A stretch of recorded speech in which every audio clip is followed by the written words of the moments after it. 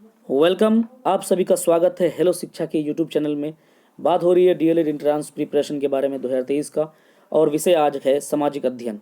सामाजिक अध्ययन के 20 महत्वपूर्ण प्रश्न आज आपको कराएंगे।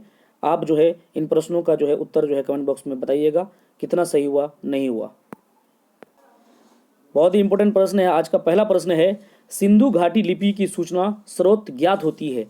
पहला ऑप्शन है आभूषणों से, दूसरा है मोहरों से, तीसरा है मूर्तियों से और चौथा है खिलौनों से। तो पहले खुद से आप लोग आंसर बताइएगा कि आप लोग क्या आंसर चूज कर रहे हैं, फिर हमारे आंसर को देखिए। तो इसका जो आंसर होगा वो होगा ऑप्शन बी, मोहरों से। सिंधु घाटी लिपि जो है वो मोहरों से इसकी सूचना ज्ञात होती है। ऑप्शन बी जो है यहाँ राइट है।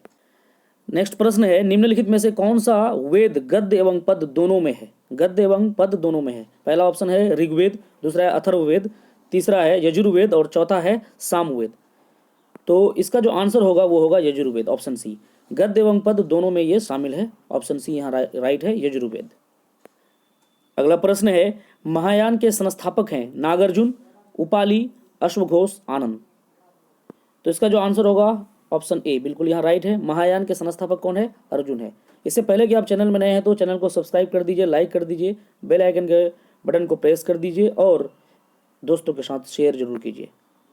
आगे बढ़ते हुए और आज का चौथा प्रश्न है, कौटिल्य का संबंध निम्नलिखित में से किस विश्वविद्यालय से था? ऑप्शन ए है वैशाली, ऑप्शन बी है नालंदा, ऑप्शन सी है पाटलिपुत्र, ऑप्शन डी है तक्षशिला। कौटिल्य का संबंध, कौटिल्य का संबंध जो है वो तक्षशिला से था। ऑप्शन डी जो है यहाँ बिल्कुल राइट है। नेक्स्ट प्रश्न है, बहुत ही इंपॉर्टेंट प्रश्न है, निम्नलिखित में से किस गुरु को जहांगीर ने मृत्यु दंड दिया था?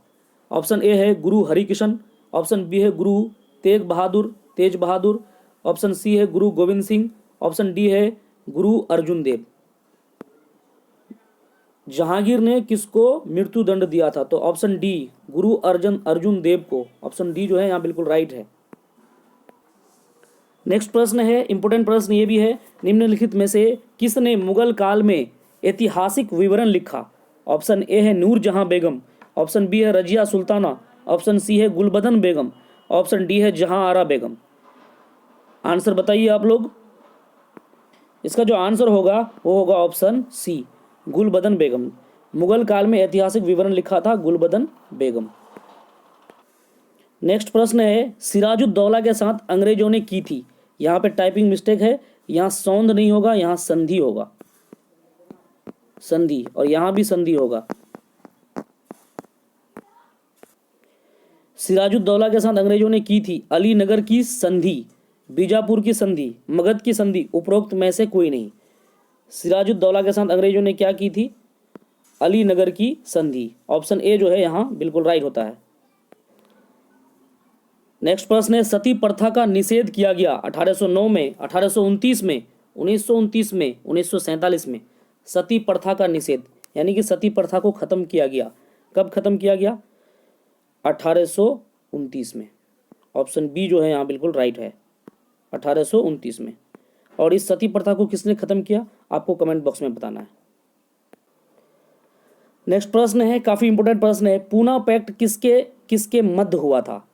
Gandhi MacDonald, Gandhi Cripps, Ambedkar MacDonald या अंबेडकर गांधी। पूना पैक्ट किसके किसके मध्य हुआ? तो इसका जो आंसर होगा वो होगा ऑप्शन डी, अंबेडकर और गांधी के मध्य हुआ था पूना पैक्ट। ऑप्शन डी जो है यहाँ बिल्कुल राइट है। नेक्स्ट प्रश्न है, 1917 ईस्वी के कलकत्ता अधिवेशन में कांग्रेस के अध्यक्ष थे। Option A Madan Mohan Malviya, option B Annie Besant, option C Lokmanya Tilak, option D Maulana Abul Kalam Azad. 1917 के कलकत्ता अधिवेशन में कांग्रेस के अध्यक्ष कौन थे? तो इसका आंसर होगा option B, Annie Besant. Option B यहाँ जो है बिल्कुल राइट है। नेक्स्ट प्रश्न है, poverty and un British rule in India के लेखक थे। सी गोपालाचारी, जवाहरलाल नेहरू, सुरेंद्र नाथ बनर्जी, दादा भाई नौरोजी। 91 का आंसर बताइए आप लोग। Poverty and un British rule in India के लेखक कौन थे, कौन उसको लिखा था? तो इसका आंसर होगा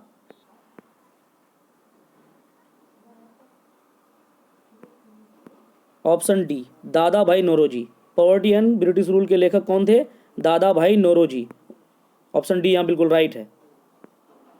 नेक्स्ट प्रश्न है, इंपॉर्टेंट प्रश्न है, वंदे मातरम के प्रथम संपादक कौन थे? ऑप्शन ए है अरविंद घोष, ऑप्शन बी है रविंद्रनाथ टैगोर, ऑप्शन सी है बंकिम चंद्र चट्टोपाध्याय, ऑप्शन डी है रास बिहारी बोस। वंदे मातरम के प्रथम संपादक कौन थे? इसका आंसर होगा option A Arvind Ghosh.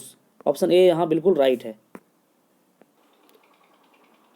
Next प्रश्न है, भारतीय स्वतंत्रता संग्राम की निम्नलिखित घटनाओं के सभी कालक्रम का कूट चुनिए कि कौन सा कालक्रम जो है किस तरह से हुआ, पहले कौन हुआ, उसके बाद कौन सा हुआ घटना, फिर उसके बाद कौन सा हुआ। पहला ऑप्शन है सविनय अवज्ञा आंदोलन, दूसरा है होम रूल आंदोलन या होम रूल लीग आंदोलन, तीसरा है भारत छोड़ो आंदोलन और चौथा है असहयोग आंदोलन। ऑप्शन ए में है 1 2 3 4, ऑप्शन बी में 2 4 1 3, ऑप्शन सी में है 4 2 1 3, ऑप्शन डी में है 4 1 2 3। इसका जो आंसर होगा वो होगा ऑप्शन बी। इसका आंसर होगा ऑप्शन बी, यानी कि पहला नंबर में होम रूल लीग आंदोलन या होम रूल आंदोलन, दूसरा में असहयोग आंदोलन, तीसरा में सविनय अवज्ञा आंदोलन और चौथा में भारत छोड़ो आंदोलन। इस तरह से सीरियल में दिखाया तो पहले होम रूल लीग आंदोलन हुआ था, बाद में भारत छोड़ो आंदोलन हुआ था। ऑप्शन बी जो है यहाँ बिल्कुल राइट है। नेक्स्ट प्रश्न है, बहुत ही इंपॉर्टेंट प्रश्न है। इस प्रश्न में 4 क्वेश्चन छुपा हुआ है।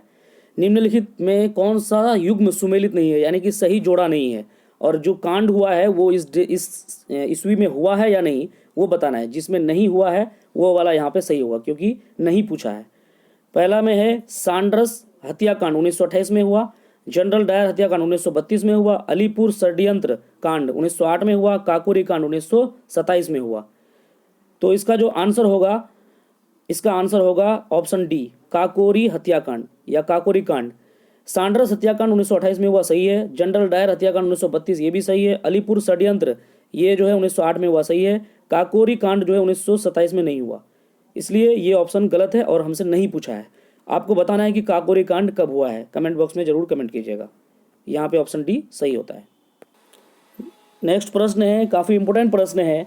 भारत सरकार ने राष्ट्रीय गान को कब अधिकृत किया, यानी कब अपना लिया फाइनली? तो पहला ऑप्शन है 15 अगस्त 1947, दूसरा ऑप्शन है 24 जनवरी 1950, तीसरा है 26 जनवरी 1950, चौथा है 24 नवंबर 1949। भारत सरकार ने राष्ट्रीय गान को कब अधिकृत कर लिया? रविंद्रनाथ टैगोर ने इस राष्ट्रीय गान को, रविंद्रनाथ टैगोर द्वारा रचित ये राष्ट्रीय गान जो है 24 जनवरी 1950 को भारत सरकार ने इसको क्या कहते हैं कि मान्यता प्राप्त कर लिया, उसको फाइनली लागू कर दिया 24 जनवरी 1950 को। ऑप्शन बी जो है यहाँ बिल्कुल राइट है। राष्ट्रीय गान किसके द्वारा रचित है? तो रविंद्रनाथ टैगोर के द्वारा। नेक्स्ट प्रश्न है, हिंदुस्तान सोशलिस्ट रिपब्लिकन आर्मी का गठन किसने किया? वीडी सावरकर, चंद्रशेखर आजाद, सरदार भगत सिंह, रास Bihari Bose. Hindustan socialist Republican army, इसका गठन किसने किया? तो इसका गठन किया था चंद्रशेखर आजाद। ऑप्शन बी जो है यहाँ बिल्कुल राइट है। नेक्स्ट प्रश्न है, काफी इंपॉर्टेंट प्रश्न है ये भी। उच्चतम न्यायालय में भारत की प्रथम महिला न्यायाधीश बनी? विजय लक्ष्मी पंडित, उषा मेहता, सुधा कुलकर्णी, एम फातिमा बीबी। उच्चतम न्यायालय जज कौन बनी थी सुप्रीम कोर्ट की प्रथम महिला? तो इसका आंसर होगा M Fatima, Meera Fatima. Option D जो है बिल्कुल राइट है। और उच्चतम न्यायालय में भारत की प्रथम महिला न्यायाधीश कौन बनी थी? एम फातिमा बीवी, मीरा फातिमा बीवी। ऑप्शन डी जो है बिल्कुल राइट है। काफी इंपोर्टेंट क्वेश्चन है। नेक्स्ट प्रश्न है, किसी विधेयक के धन विधेयक होने का निर्णय कौन करता है? राष्ट्रपति करता है, प्रधानमंत्री करता है, लोकसभा अध्यक्ष करता है, केंद्रीय मंत्रिमंडल करता है। किसी विधेयक के धन विधेयक होने का निर्णय कौन करता है? तो इसका आंसर होगा लोकसभा अध्यक्ष। ऑप्शन सी यहाँ बिल्कुल राइट होगा। नेक्स्ट प्रश्न है, भारतीय संविधान में मूल कर्तव्यों के प्रावधान की संस्तुति निम्नलिखित में से किसने की थी? ऑप्शन ए है ठक्कर आयोग ने, आयंगर समिति ने, बलवंत राय मेहता समिति ने, स्वर्ण सिंह समिति ने। भारतीय संविधान में मूल कर्तव्य जो है उनका प्रावधान का संस्तुति किसने किया था? तो इसका आंसर होगा ऑप्शन डी स्वर्ण सिंह समिति ने। ऑप्शन डी जो है यहाँ बिल्कुल राइट है, स्वर्ण सिंह समिति। बहुत ही इंपॉर्टेंट प्रश्न है, आज का आखिरी प्रश्न है और बहुत ही वीवीआई प्रश्न है ये। अनुच्छेद से लिया गया ये प्रश्न है। आपातकाल की घोषणा निम्नलिखित में से किस अनुच्छेद में निहित है? किस अनुच्छेद के अंतर्गत आता है ये? अनुच्छेद 352, अनुच्छेद 356, अनुच्छेद 368, अनुच्छेद 370। आपातकाल की घोषणा, आपातकाल की घोषणा जो है अनुच्छेद 352 के अंतर्गत आता है। ऑप्शन ए जो है यहाँ बिल्कुल राइट है। आज का जो 20 प्रश्न जो है समाप्त यहीं पे होता है और इसी तरह से आपको डेली वाइज क्लास मिलता रहेगा। चैनल के साथ बने रहें, शेयर करें दोस्तों के साथ, लाइक करें, कमेंट करें। कोई भी क्वेश्चन में डाउट हो तो कमेंट जरूर करें, कमेंट में उसका जवाब दिया जाएगा। और इसी तरह से आप जो है इस चैनल को अपने दोस्तों के साथ थोड़ा सा शेयर कर दें और लाइक जरूर करें। थैंक यू, धन्यवाद।